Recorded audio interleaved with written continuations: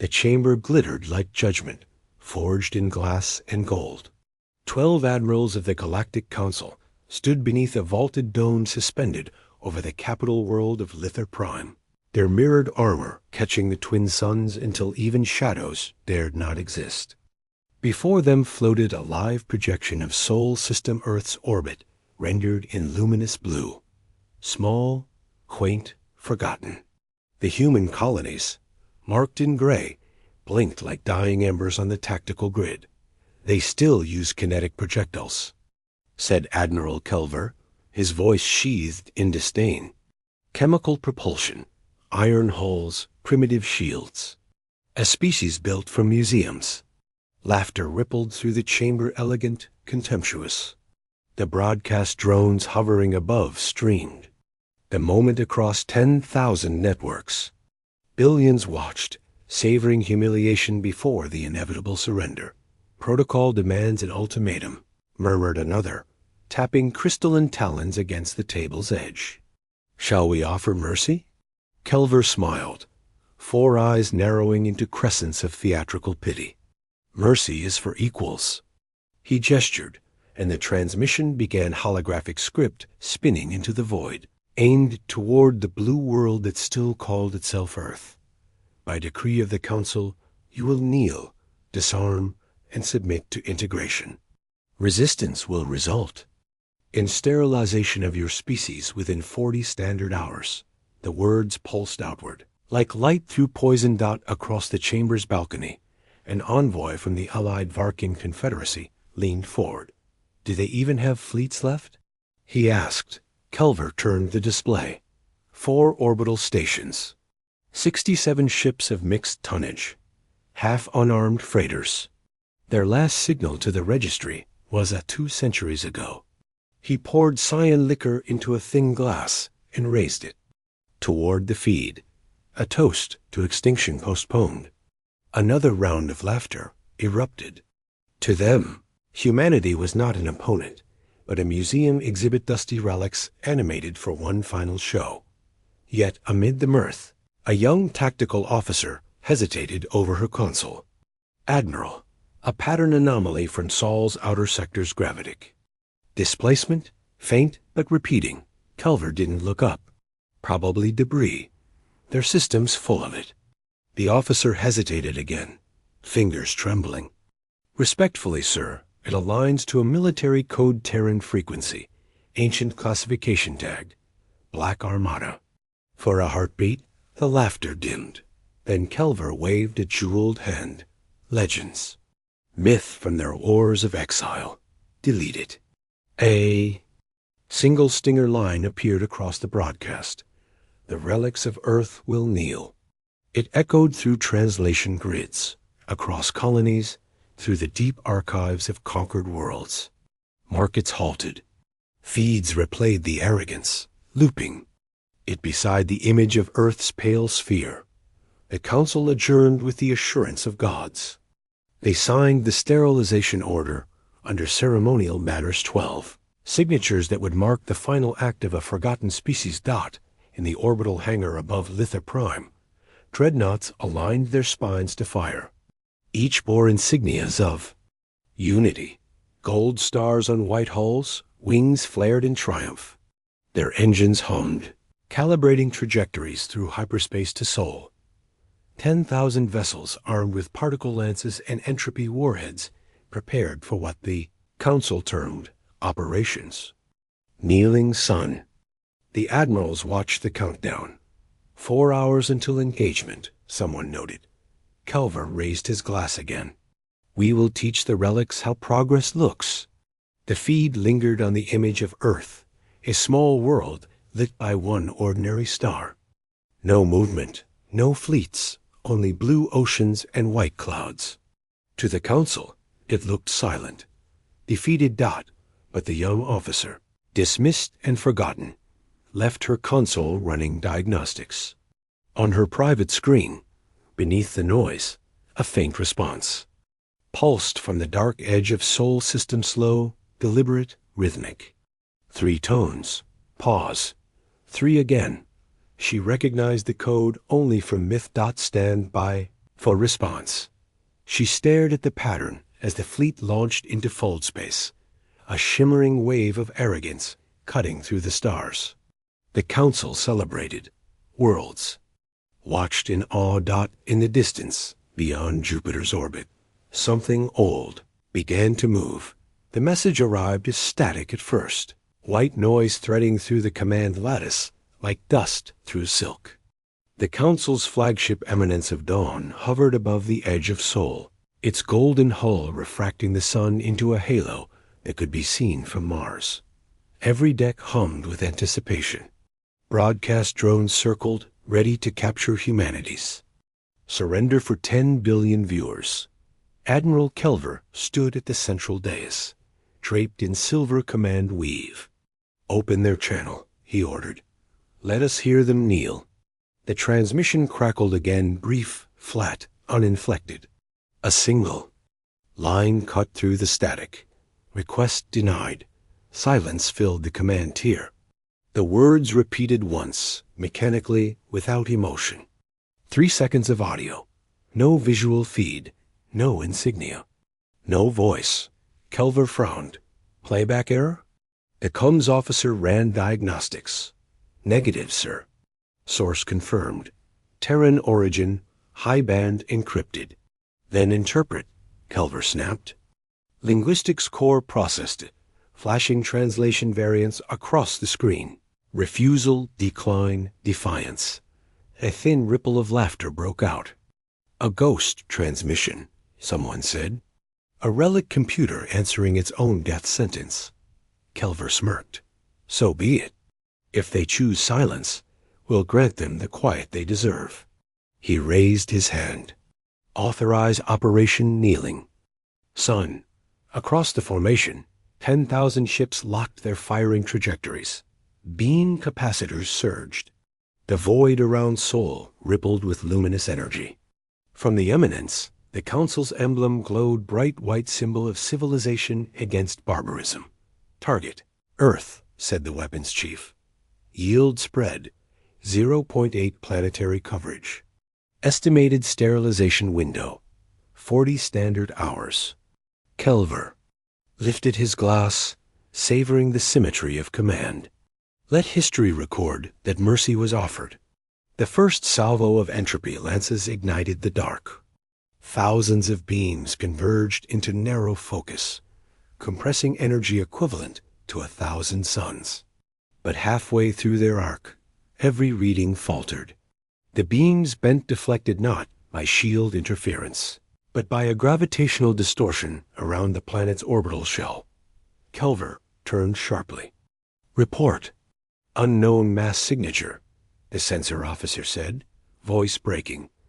"Outer shell density rising, sir. It's ships." The holographic feed reconfigured. Countless heat signatures flickered into formation around Earth's. Orbit black silhouettes against the sunlight, matte armor swallowing reflections. No emission trails. No cum chatter. Just silence. Kelver leaned forward. "How many?" 67 confirmed hulls. Composition, mixed. "But, sir, they're armored like nothing we've seen. Radiation output is negligible. No plasma vents. No energy weapons detected." He hesitated, voice softening. "All kinetic platforms, sir. Rail mass signatures." Laughter, nervous this time. "Railguns?" "They're bringing iron to a light." "War?" "Primitive," Kelver said coldly. "Proceed with annihilation." The second wave of entropy fire launched. The beams struck Earth's orbital line and vanished. Telemetry collapsed into zeros. The Council fleets blinked in confusion. As targeting arrays cycled through failure codes, absorption level reads 99.4%, whispered the technician. Kelvar froze. "Repeat." "Confirmed. Their shields are reflecting energy. Our fire isn't even touching the surface." The cum line from Earth opened again. The same voice, cold. And machine perfect repeated. "Request denied." Then the signal expanded one bandwidth at a time until it flooded every channel. Every fleet, every ship. Across 10,000 decks, the same line appeared on every display. Black Armada active. Kelver's hand tightened around the railing. Deploy close combat wings. Crush them before the myth takes hold. The Council's golden fleet began its advance, confidence mutating into unease. Energy lances reignited. Dreadnoughts roared through orbit, and the stars themselves seemed to recoil. On the dark side of Earth, 67 Terran hulls powered up, no glow, no fanfare, only the slow, deliberate pulse of engines waking from centuries of silence. The first ship turned its bow toward the sun. Somewhere deep inside the Council flagship, the young officer from the fore whispered to herself, unheard amid the static, "They told us relics don't answer." The screen flashed once more final text before the Terran fleet moved. Transmission complete. The first salvo struck at light speed, 10,000 energy lances cutting across the void like spears of creation. Every viewing deck on Lither Prime watched the feed in triumph. The Council's greatest fleet, armed with entropy cores and fusion mirrors, was about to erase the last primitive world in history. But the light didn't reach the surface. It bent. It folded in on itself, wrapping around to shimmer at Earth's orbit like waves collapsing against invisible glass. The beams fractured into spirals of color, dissipating into silence. "Impact time 0, reported the sensor chief aboard the Eminence of Dawn. "No atmospheric entry, no debris." "It's absorbed." Kelver stepped forward. "Check your readings." "We did, sir. 99.4% absorption. Reflective distortion across the entire orbital plane." The Admiral's voice sharpened. "By what mechanism?" The officer stared at the cascading failures on his console. "Unknown. Every frequency returns mirrored telemetry. Our sensors are scanning themselves." The flagship's main display flickered. Dozens of fleet captains appeared, panic barely, masked under protocol. "Admiral, we're losing targeting locks. Our systems think we're the enemy." "Disable autofire," Kelver barked. Across the formation, golden ships drifted into confusion-coordinated precision, crumbling under an invisible reflection field. Particle arrays overheated, relay drones blinded, navigation grids scrambled. What once was a storm of light became a web of chaos inside the distortion. 67 Terran vessels began to move. No sound, no chatter. Only vector lines shifting slow, deliberate, surgical. Their hulls, black as collapsed suns, turned broadside to the glare of the Council's fleet. For the first time in centuries, the galaxy saw human warships awaken, recalibrate. "Shields," someone shouted. "They're emitting." "Kinetic signatures?" Kelver turned toward his officers, incredulous. "They're not firing plasma?" "No, sir." "Magnetic acceleration projectile mass confirmed." He scoffed. "They're throwing rocks at gods." But the laughter never came. The reflections intensified. Beams rebounded off the distortion field, lancing through friendly formations. Dozens of Council cruisers shattered under their own redirected fire. The transmission delay broadcasted the destruction to every inhabited world, turning victory into spectacle. Kelver's voice cut through the noise. "Silence all external feeds. Now, too late." Billions had already seen the impossible. Inside, the mirrored haze, the Terran flagship revealed itself. NS Resolute, letters etched into armor worn by centuries. Its hull emitted no glow. Instead, it swallowed the light around it, forming a void against the gold chaos beyond. From its dorsal spine, hundreds of microthrusters adjusted formation, aligning with clockwork precision. "Signal intercept detected," whispered the comms tech. "They're broadcasting." "Telemetry logs." "To us?" "No, sir." "To the entire sector." On every Council frequency, a single encrypted stream appeared, the coordinates of their own fleet, damage counts, Casualties updated in real time. Humanity was feeding them their own death. Kelver's knuckles whitened. Shut it down. Can't, Admiral. The data originates from inside our command mesh. Another pulse hit. The mirrored distortion compressed, then expanded like a heartbeat. Reflected light struck another dozen cruisers, slicing through armor rated for stars. The tactical officer whispered, "Admiral, we're firing into ourselves." Kelver exhaled, slow and sharp. Then stop firing. Regroup. Their trick ends. When our power does. The fleet powered down, one sector at a time. The void dimmed. Only then did the distortion fade, revealing Terran ships arrayed in perfect silence. Motionless black hulls glinting faintly against the sun. No energy trails. No weapons visible. Just the stillness of predators watching. A transmission broke the silence. Human code, short and surgical. Return fire efficiency measured. Permission to engage kinetic solution. Kelver stared at the words. "Who's that addressed to?" The technician hesitated. "Not to us, sir. Internal command relay." The next feed came from orbital drones before they were blinded entirely. An image that would be replayed for generations. 67 Terran ships gliding forward in perfect formation, sunlit on their edges, shadows long across the void. Kelver lowered his glass. So the relics learned reflection. The young officer at sensors whispered. They learned patience. The tactical readout froze on one final statistic before collapse. Energy absorption 99.4%. Council fleet integrity 71%. The mirrors died, and with them, every illusion of superiority the Council had built. In the silence that followed. The void itself seemed to exhale. They moved without warning. From the quiet dark around Earth's orbit, the Terran fleet expanded like a living diagram. 71 ships unfurling from invisible stations, each hull blacker than the void that birthed it.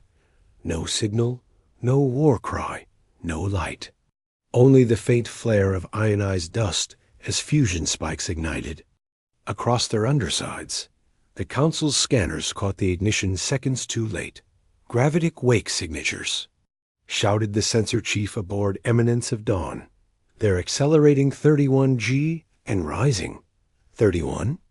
Kelver's voice cracked through the comb lattice. "That's beyond structural tolerance. Not for them, sir. They're stabilizing." Across the holographic grid, red streaks multiplied as the Terran formation split into layered arcs. The Resolute took point, its kinetic rails glowing dull crimson along the hull's spine.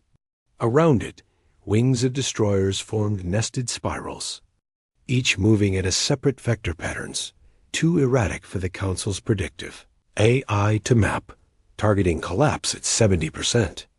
Cried the tactical officer. "Our pursuit algorithms can't lock velocity patterns are recursive." Kelver slammed his fist into the command rail. "Override with manual triangulation." No effect. They're outthinking the computers. On the outer screens, the human formation curved inward like wolves circling a wounded beast. Every maneuver was exact, measured to the millisecond. The drives burned white for a moment, then vanished again, cutting heat emissions until even thermal sensors lost them. The Eminence's bridge dimmed under the flicker of failing radar. 71 ships, whispered one aide. "And we can't see a single one?" A murmur spread through the command tiers of 1,000 vessels. Panic hid beneath procedure. For centuries, the Council's doctrine had defined space combat as distance and light lances fired across millions of kilometers. Humanity had returned to something older, closer, crueler. Kelver leaned toward the projection. "Find me any readout, mass shadow, heat bloom, I don't care." The officer hesitated. "We have echoes, sir. Not ships. After images." "Meaning?" "There." Accelerating so fast, the sensors register them twice. The relics learn to move faster than time. The words were whispered. Never logged. Then came the pulse. Every council vessel's grid flickered white as Terran signal jammers came online. Frequencies inverted, telemetry folded in on itself. Command. Channels cross-linked into static. The fleet's perfect formation fractured as guidance A's rebooted. Culver's glass fell and shattered across the deck. Deploy counterjammers. Defensive spread. But it was already too late. From the sun's far side, Terran interceptors emerged, trailing microflares like sparks from a forge. Their speed data froze sensors. Mach 27 relative to vector. Human pilots, if they were still human, rode the acceleration as if gravity were myth.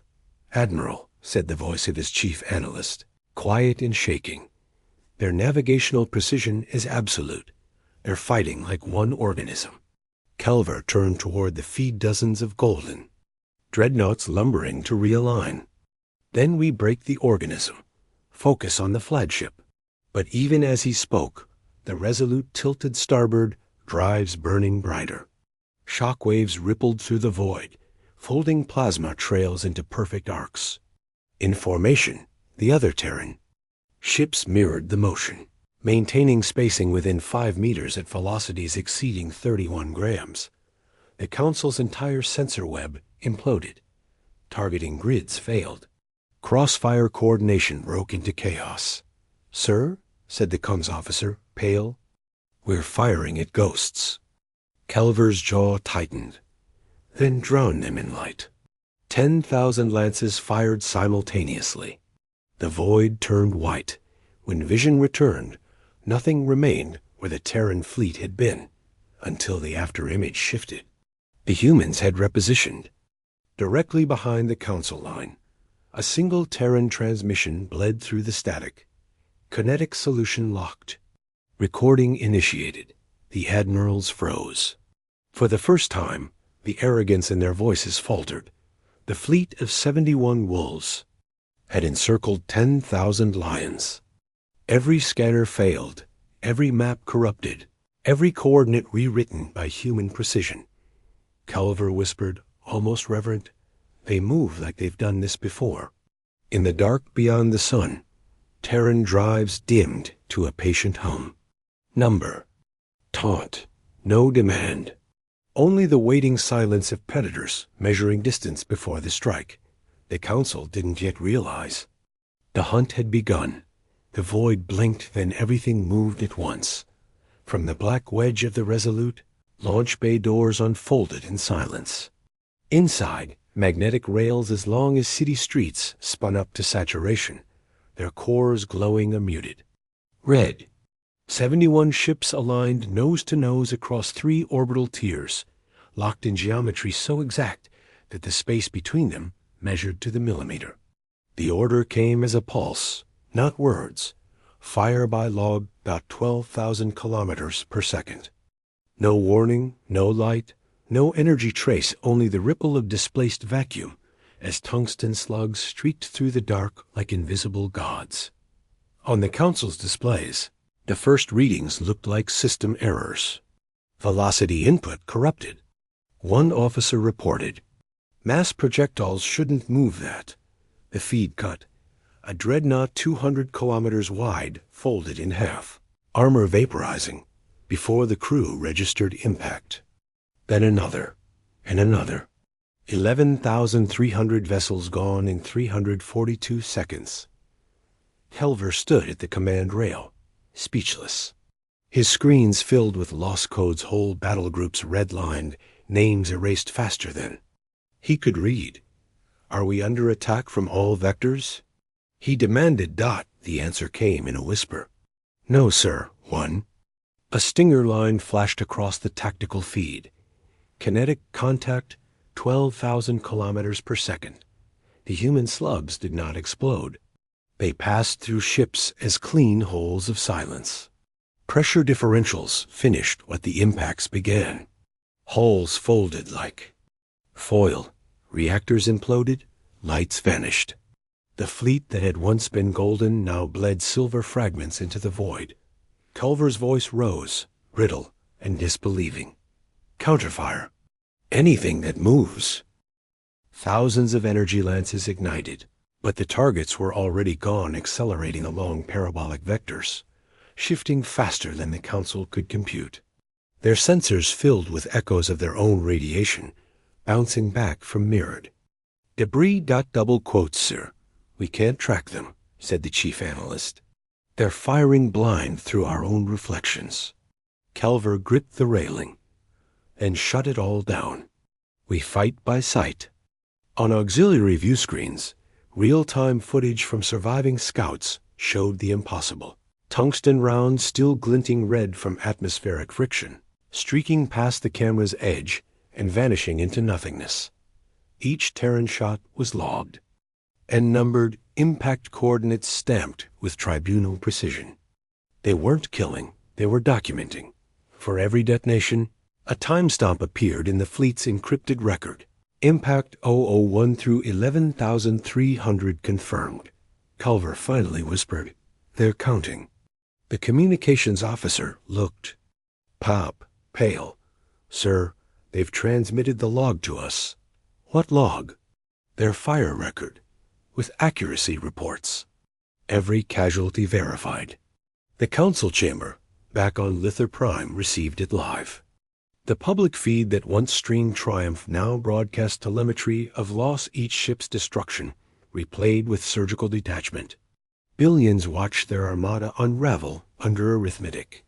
Kelver turned to the window. In the distance, the Resolute rotated slowly, its railguns venting faint trails of gas. Around it, debris glittered like a metallic storm.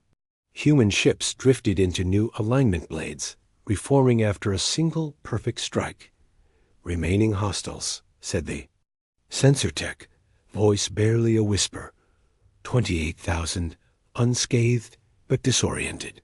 "They're not pursuing." Kelver's reflection looked ghost-white in the glass. "They're waiting." A second Terran transmission pulsed through open channels. "Judgment complete. Ceasefire window 600 seconds. Awaiting further orders." No victory chant followed. No signal of glee. The Black Armada hung in formation, patient as gravity itself. Around the eminence, wreckage tumbled in slow arcs, glowing where reactor cores vented flame. Kelver closed his eyes. They could have finished us. The young officer at his side whispered, "Maybe that's the point." For 600 seconds, the galaxy held its breath. When the countdown ended, humanity did not fire again. The battlefield was quiet. Debris drifted between ruined dreadnoughts' golden hulls, split open, still glowing from impact heat, where minutes ago 10,000 ships had burned the dark with arrogance. Now only fragments turned slowly, silent witnesses to consequence. The Terran fleet did not pursue. Every gun cooled, engines throttled to idle. From the bridge of the Resolute, Admiral Hark watched the wreckage spin across the starboard viewport, his expression unreadable. "Open med bay corridors," he said. "All frequencies." Across 71 ships, hatches sealed in combat unlocked. Docking bays extended modular shelters, white hulls unfurling like wings across the debris field. Automatic transponders pulsed the same message through every channel. Rescue corridor active.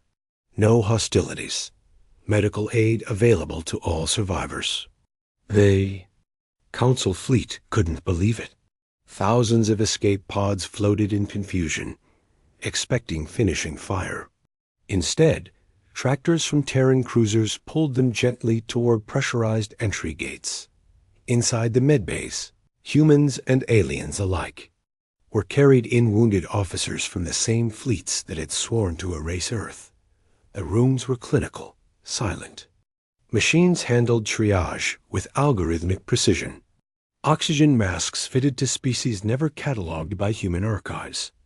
A Varkan lieutenant blinked through translucent eyelids, staring at the insignia stitched into the medic's uniform. "Terran Command Aid Division," he rasped. "Why?" The medic didn't answer. She simply adjusted the respirator and said, "Breathe slow." Outside, Admiral Hark stood before the fleet-wide comm panel. His voice carried to every ship, Terran and otherwise. Judgment ends where survival begins. They're prisoners, not trophies. Record every procedure. No one dies without cause. It wasn't mercy for forgiveness. It was mercy for order. Across the shattered Armada, Council survivors watched, as their own distress codes were answered by human ships before their allies responded. Pods marked as hostile were still collected, catalogued, cared for. Not one was destroyed. Kelver, aboard the crippled Eminence of Dawn, woke to find Terran engineers sealing the hull breach that had nearly vented him to space. He stared at the human through the shattered canopy. "Why patch the ship you crippled?" The engineer didn't look up. "Because the war's over. For you, at least." The Admiral's voice came again over open comms. "Transmit casualty lists to Litha Prime. Include our own dead. The record must be complete." For the first time, the galaxy heard humanity's tone, not rage, not pride, but discipline. Every Terran vessel broadcast their total, 0.3% casualties, most from rescue operations. A Council's losses stood at 11,300. The math was not gloating. It was testimony. In the ruins, alien captains sent encrypted messages back to their homeworlds. They offered aid. They opened their ships to us. They didn't demand surrender. Billions watching the public feeds felt something shift. The narrative of savagery, of primitive brutality, cracked under the weight of recorded compassion. Kelver was escorted onto the Resolute's deck, his uniform torn, his voice shaking. "You could have finished it." Admiral Hark looked at him without contempt. "We don't kill the wounded. That's what made us different the first time." Kelver's gaze drifted to the viewport, where the remains of his fleet shimmered, like dust around the blue marble of Earth. "And now?" Hark's answer was quiet, absolute. "Now we rebuild what you broke." Outside, the Terran med bays kept their lights burning long into the rotation cycle beacons across the debris. Field. No banners, no anthems. Only procedure, clean and relentless. The galaxy, used to victory through fear, now witnessed something far rarer: power expressed through restraint. The revelation began as a leak. 3 days after the ceasefire, encrypted. Packets appeared across the Council's own network's origin tags traced, impossibly, to Sol. Every node that once broadcast humanity's surrender command now received data archives, authenticated with Terran timestamps centuries old. The contents were simple: flight records, convoy logs, planetary manifests, and most damning Council transmissions ignored in their own archives. Admiral Hark stood before the holotable aboard the Resolute as the files unfolded. "We didn't send this," he said quietly. His aide nodded. "It sent itself, sir. Part of Doctrine Contingency 7. Autonomous release upon external aggression." Around the galaxy, the story rewrote itself. The first file showed a Convoy 12 refugee. Arcs fleeing the Orion collapse. 22 million souls displaced by a war the Council pretended never happened. The footage was dated 160 years before the present battle. The arcs should have been lost. They weren't. Human fleet signatures matching pre-exile Terran registration codes appeared alongside them, escorting the convoys. Through dark corridors of space, the Council had declared untraversable, in silence. No record, no demand for credit. Humanity had shielded them, rebuilt them, vanished. The Council's historian feeds went into chaos. Impossible. They had no jump capacity back then, yet the coordinates matched. The timestamps were flawless. A broadcast followed, automatic, emotionless, same as the battle transmission. A woman's voice, calm, archival. Doctrine of Mercy, subsection 12. Protection of the innocent takes precedence over victory. This file confirms compliance. Across 12 sectors, the surviving council captains stared at the playback. The supposed relics had been there all along, moving beneath the radar of Empire, protecting those deemed expendable. Kelver, under medical hold aboard the Resolute, watched the data stream from his recovery bed. His aide turned pale. "Sir, these archives, if real, they indict the council itself." Kelver said nothing. He simply watched the images of Terran ships guiding refugee vessels through asteroid belts and radiation storms, each convoy tagged with survivor manifests Varkun, Drael, even Litheran citizens, the very species that had later voted to erase Earth. Another packet unfolded video from a Terran commander, face lined, eyes clear. "If the council forgets mercy, we will remember it for them. If they burn, busy, weak, we will guard the ashes." Billions saw it live.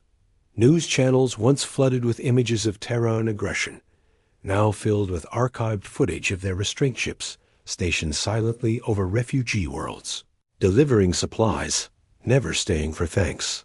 They'd hidden their strength not from fear, but from principle.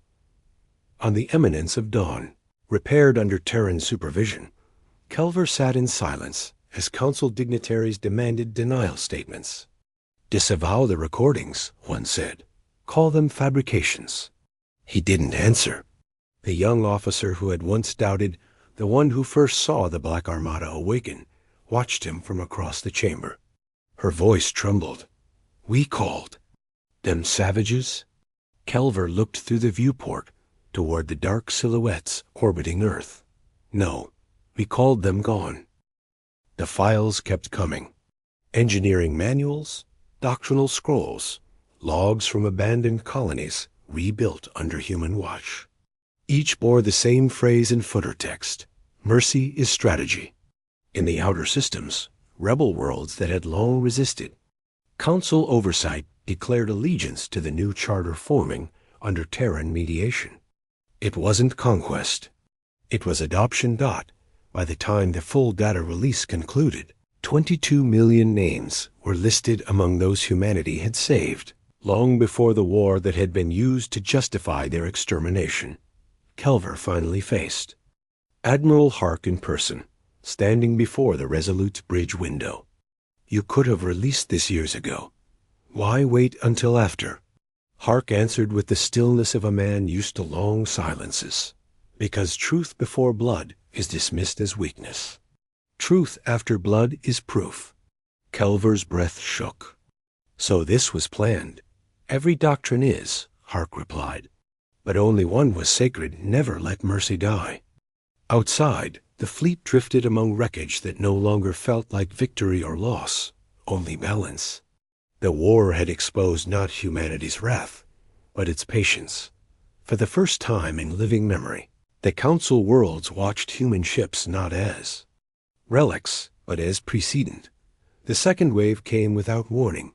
6 hours after the ceasefire, new warp signatures tore open around Sol 30,000 council reinforcements arriving in coordinated flashpoints.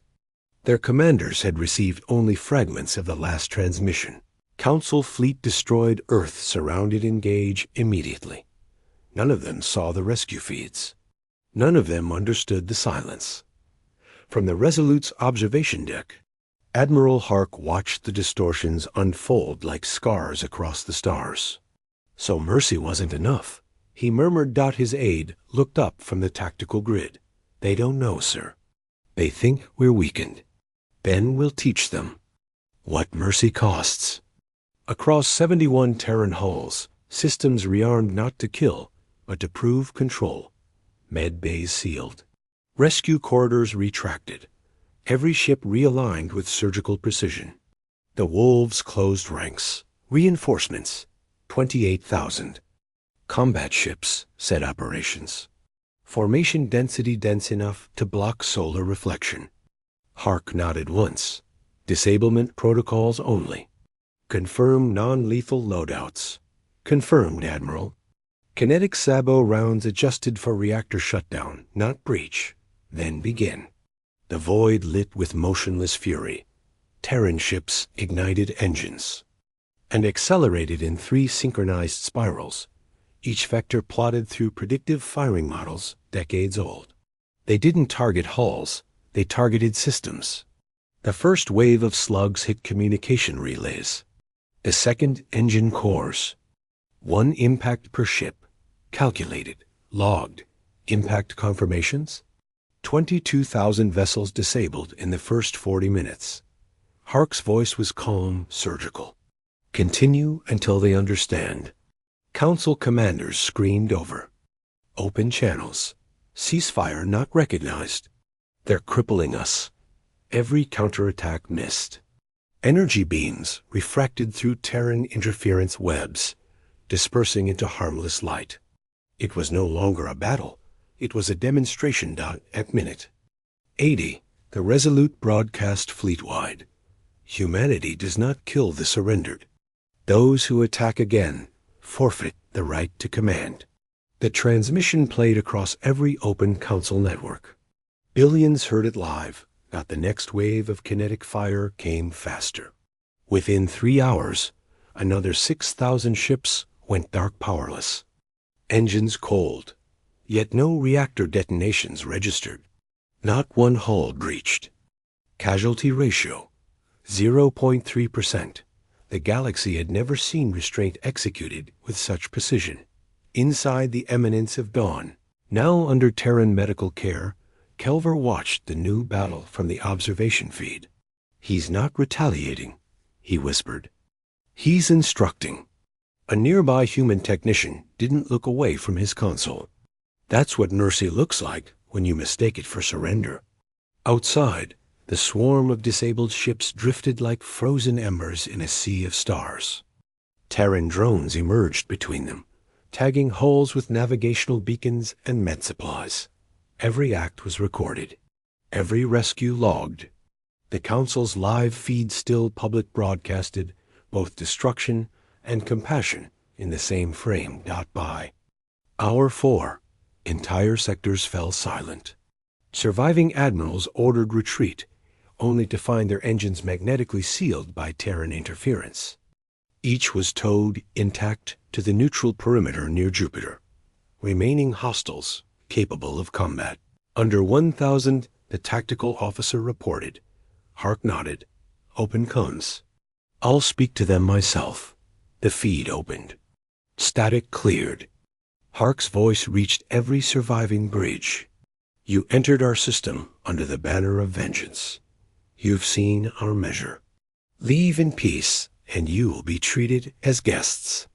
Continue, and you will never command again. No one replied. The Terran fleet held formation for one final hour. Then, as synchronously as they had begun, they powered down engines cooling to silence, formation lines drifting apart like a constellation resettling into peace. Kelver watched the numbers update on the master. Log 28,000 ships disabled. Casualties. Under 0.3%. The feed cut to black, replaced by the insignia of the Black Armada. No anthem. No sound, only a single line beneath it. Mercy concludes what power begins. The war ended not with surrender, but comprehension. In the silence after 6 hours of fire, the galaxy learned what dominance without hatred looked like. The tribunal convened in orbit over Earth. 12 captured admirals stood beneath a dome of transparent alloy, surrounded by the silent geometry of Terran justice. There were no chains, no guards pointing weapons, only the quiet presence of witnesses from every world once bound to the Council. Below, the blue planet turned, calm and indifferent. Admiral Hark entered without ceremony. His uniform bore no rank insignia, only the emblem of the charter he was about to announce.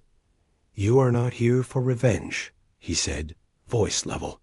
You are here because justice must be seen. Kelver stepped forward first, his once silver armor scorched and dented. Then judge me, he said. I ordered the first strike. Hark studied him for a long moment. You executed orders under a false history. The war was born from a lie. He gestured, and the holoscreens around the chamber lit up dozens of archived transmissions, now verified by the Council's own forensic cores. The evidence was irrefutable. The Council had erased records of Terran mercy, rewritten doctrine to justify extermination, and silenced dissent across 1,000 systems. Gasps spread through the delegation tiers. The truth wasn't vengeance, it was exposure. Kelver's eyes closed. We taught our children to fear you. And we taught ours to forgive you, Hark replied. One by one, the remaining admirals were questioned, not tortured, not humiliated. Each was shown the same files. Refugee logs, hidden aid routes, the Black Armada's doctrine of mercy. Sentences followed, recorded publicly. The architects of genocide would face exile, not execution. They would rebuild what they once sought to destroy under Terran oversight. Justice is not the destruction of the guilty, Hark said to the assembly, but the protection of the future. Outside the chamber, fleets of both sides hovered. In neutral formation, the galaxy watched through live broadcast as the Council, once supreme, voted itself into dissolution. It ended with a single line on every world screen. Charter of Equitable Worlds ratified under Terran arbitration. Under the new charter, slavery codes were abolished, conquest fleets disbanded, and the rights of lesser species codified into law. For the first time in millennia, peace had a framework written not in domination, but restraint. Kelver remained on Earth, refusing release. I will not run from the verdict, he told the press. I will serve it. Hark met him, once more on the observation deck. History will remember your surrender. Kelver shook his head. It will remember your mercy.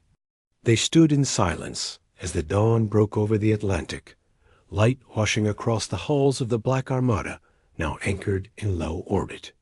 No victory parades, no anthems, only the hum of rebuilding dot in the distance. Construction fleets deployed habitat rings to house refugees from both sides. Terran and alien crews worked together under a single emblem, a black circle encasing a white star. The war had burned arrogance out of the galaxy. What remained was equilibrium. Power that refuses cruelty, Hark said quietly, is the rarest form of strength. Kelver looked to the stars, where new trade routes began to form between worlds once divided by fear. Then may it endure longer than we did. The Council was gone. The Charter had risen. And for the first time in recorded history, humanity stood not as conqueror or victim, but as standard dot. The signal came from beyond the charts.